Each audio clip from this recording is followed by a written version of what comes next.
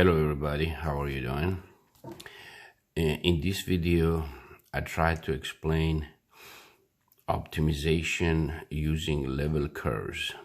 That level curves is whenever we have multivariable functions such as z equal to 4 minus x squared minus 4y squared, and we have a difficulty to graph this one in 3 dimensions, we can assign a fixed number, a constant number to the z, which we call it c, and that 4 minus x squared minus 4y squared, it becomes a 2-dimensional graph, and we call it level curve because this one, when the z is 1, you do it on the xy plane when xz is 0.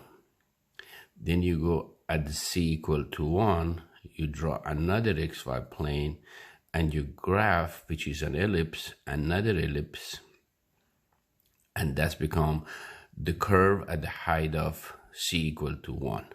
Then you go at the z equal to 2, in that xy plane right here, you draw another ellipse, and that become the curve at the height of c equal to 2. But remember, as the c increases, the radius, the ellipse, the length of major axis and the minor axis changes. For example, if that c become 4, at the height of 4, you only have a point. Therefore, your ellipse get smaller, but as you're coming down, it get larger and larger, and that's become the graph of it. And this one is called, all of these curve at a different height, called the level curve. Okay, let's talk about optimization. Optimization is a terminology we pretty much use every day in our real life when there are two friends, and these friends are, in order to have a relationship, there are some constraints. This person maybe don't drink everything he drinks, or maybe this person doesn't eat everything he eats. This place doesn't go all the places he goes, or this does not come out of a house as many hours as he does. Therefore, they have to optimize their relationship based on the constraint that these two have. Therefore, if you remember in calculus 1, we had a function like f of x equal to negative 2x squared plus 4x plus 5, and I gave you a constraint. And the constraint was, when this function gonna have a maximum value or a minimum value when my constraint is from a negative 5 and a 5. These are called endpoint. Therefore, you have to graph that function, and from x equal to negative 5 all the way to y equal to x equal to 5, and maybe that function become pretty much something like this, I'm assuming. Therefore, you see at this function, or maybe come down here, and this is x equal to 5. Maybe at x equal to 5 you have a minimum value, but in here is not a minimum value, is neither maximum value. Maybe you have a turning point right here, and maybe the turning point provides you the maximum value. These are called extrema. Therefore, by having a negative 5 right here, you're gonna have 2 times 25 is 50, but it's a negative 2 is negative 50. 4 times negative 5 is a negative 20 plus a 5. And as you see, this one will become a negative 65. But when I put 5 in here, that's become, again, negative 50. But 4 times 5 is a 20 plus a 5. And that's the 25 minus a 50. That's become a negative 25. Do you see between these two, this is a minimum value. But I got to check my turning point. My turning point is when the derivative equal to 0, and that's equal to negative 4x plus 4. In here, x is 1. If the turning point is between these two, you have to check that one. If the turning point is not between these two, you got to ignore them and use these two conjecture to determine which one is max, which one is mean.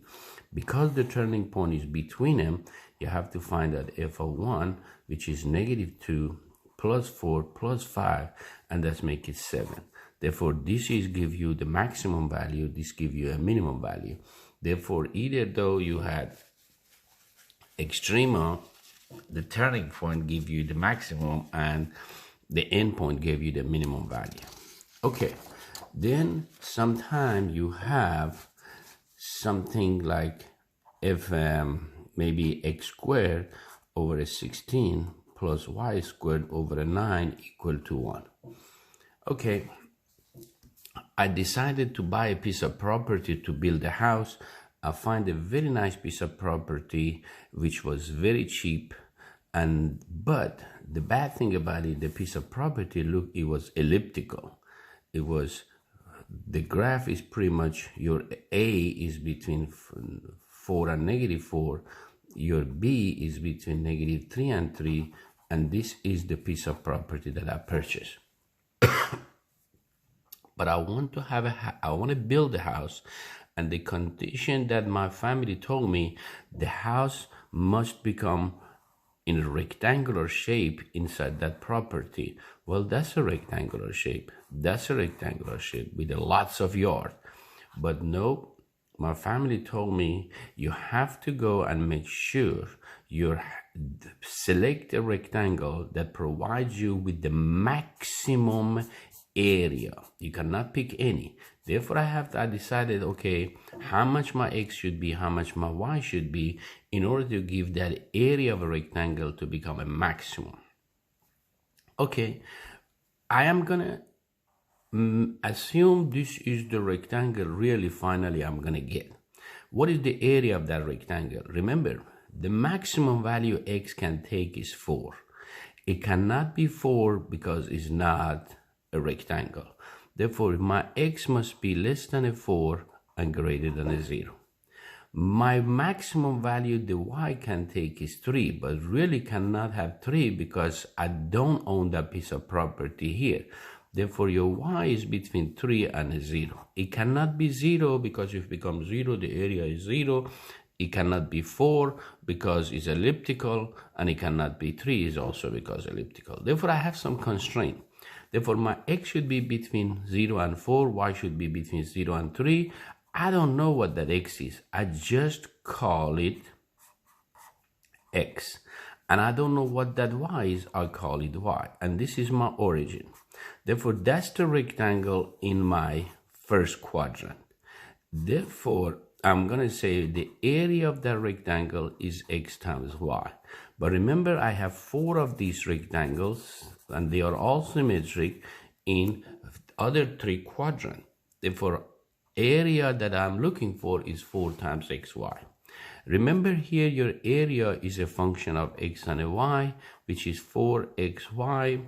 Okay, this is called nothing except your objective function. Objective means I'm trying to maximize these.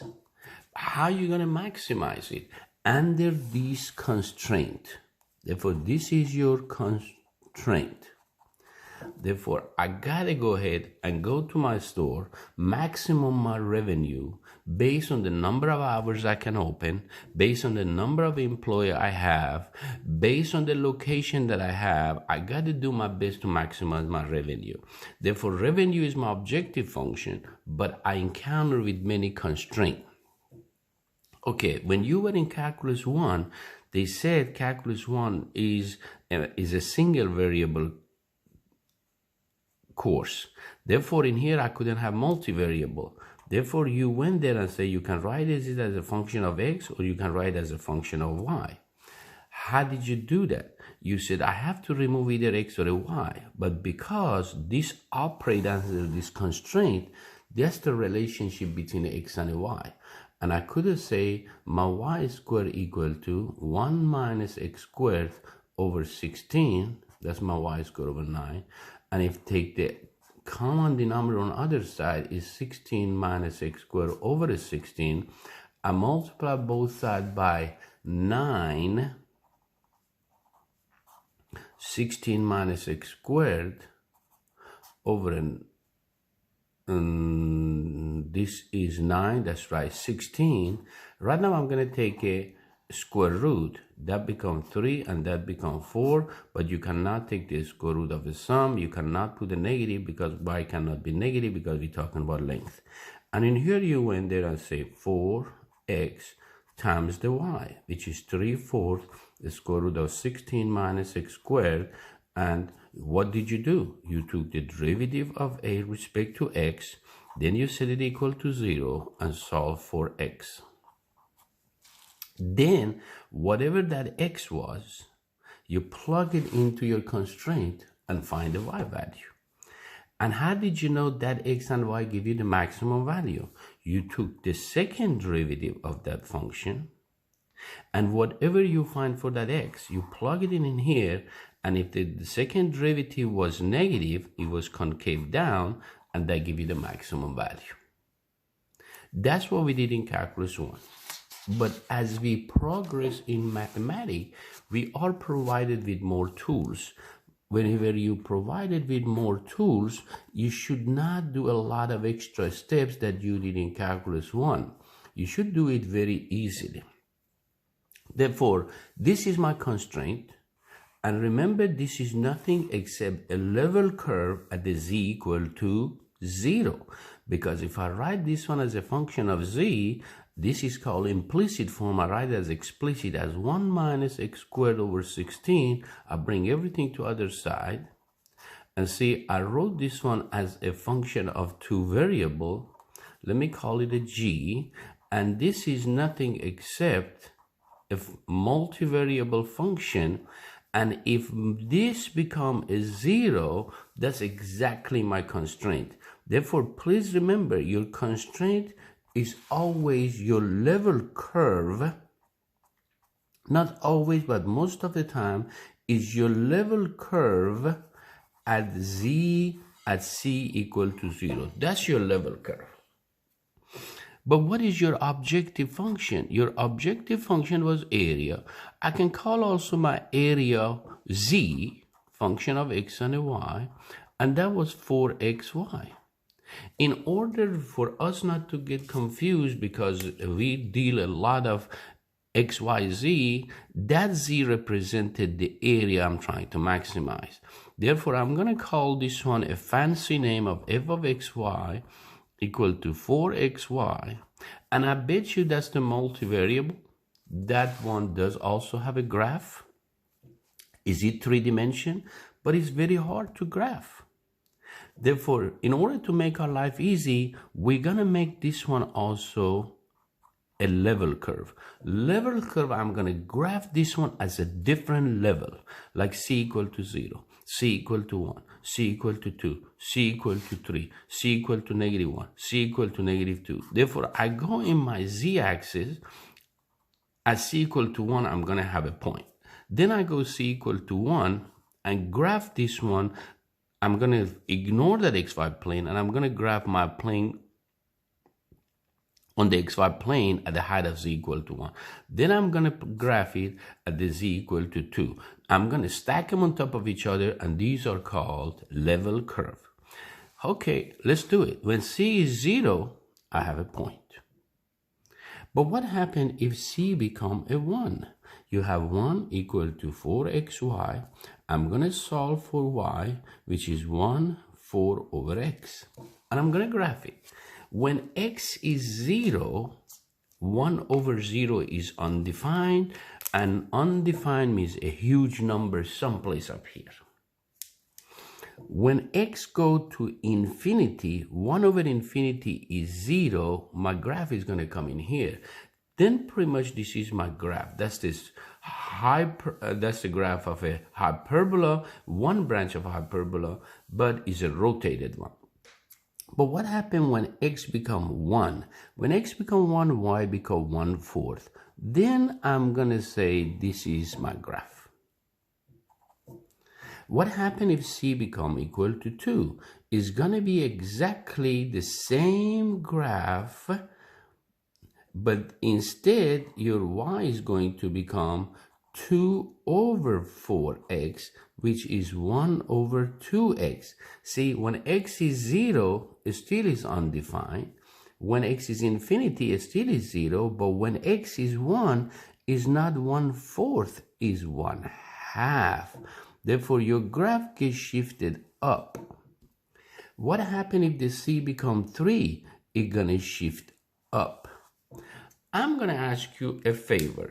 Is it possible for some c value, when I graph that function touches my level curve or my constraint at some point? It is possible. I don't know what that c is, but it is possible that touches it. Therefore, if you have two multivariable functions and you have two different level curve, we always know that the gradient is normal to the level curve. Therefore, since this is a level curve, I bet you I have a gradient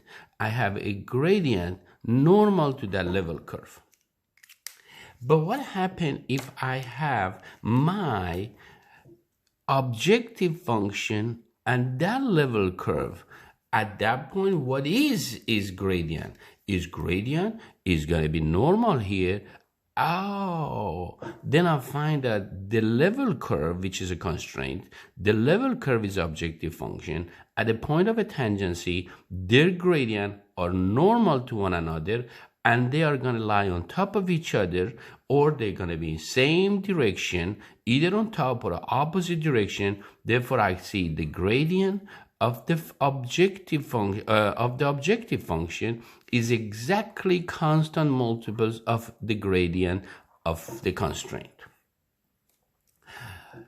There was a mathematician only at age of 18, and his name was Louis. And Joseph Louis, if I'm not mistaken, Lagrange.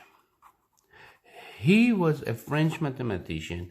At the age of 19, he wrote the paper and he invented this subject. Then they said, if you do have two level curve, they touch each other at one point, both of those function. What I mean by that means this function and that function, their gradient are constant multiples of each other. But what the Lagrange did, he was a French guy, and he said we're gonna use C in many other occasions. He picked up a constant multiples, a very unique letter. That unique letter is lambda. And remember, lambda sometimes is also uses in a linear algebra when you're talking about eigenvalues and eigenvectors. Therefore, this is called constant multiples, and the eigenvalues is also called lambda. But in here, Lagrange is the constant multiples is for two gradient. Okay, then let me tell me what was my objective. My objective was that f of xy become 4 times xy. What is the gradient of that one? The gradient is, for respect to x is 4y, respect to y is 4x. What was my constraint? My constraint was an ellipse. I wrote as implicit form, 1 minus x squared over 16 minus y squared over 9. Then, if I take the gradient of my objective function, respect to x is negative 2x over 16 and negative 2y over 9. Then I do know the gradient of my objective function because they touches at one point right here. The gradient is constant multiples of each other, is equal to lambda, the gradient of g. I'm sure in future courses you're going to say, what happens if I have two constraints? Therefore, the gradient of your objective function is lambda constant multiples with a g plus, because all three level curve, two constraints, and the objective function touches, they call it the mu of lambda h. Or if you have another one, you're going to use another letter and you're going to have it with a multiple constraint. In this one, we only use maybe one constraint, and at the most we do two constraints. Okay, then what is the gradient of the objective function? Is 4y and 4x. Lambda and gradient of that one is negative x over 8 and negative 2y over 9. Here, in order for these to become equal to each other, you must guarantee 4y equal to lambda times negative x over 8, and you must guarantee 4x is equal to lambda negative 2y over 9.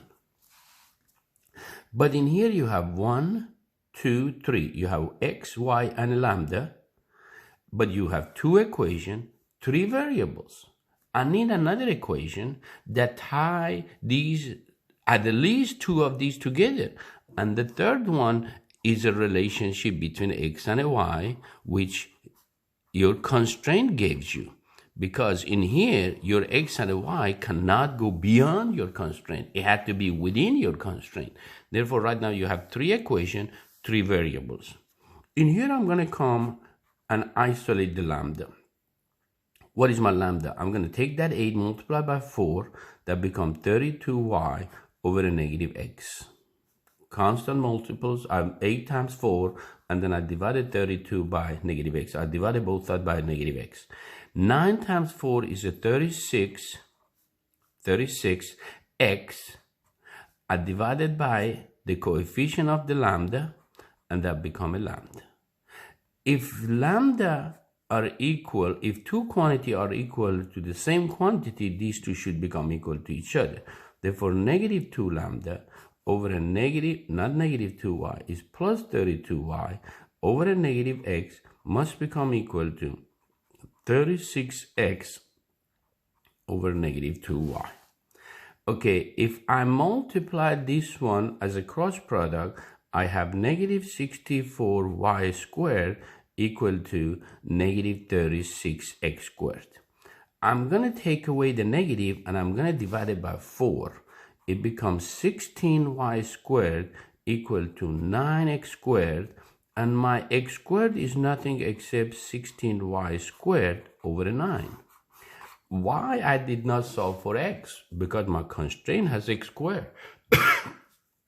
Then I take that one and replace it for x squared here, which is 16y squared over 9. And don't forget I have a 16 over here, over a 1. Plus y squared over 9 equal to 1. The 16 and 16 cancel. You have y squared over 9, y squared over 9. That becomes 2y squared over 9 equal to 1. Then your 2y squared is 9. And I bet you your y squared is 9/2. What is y?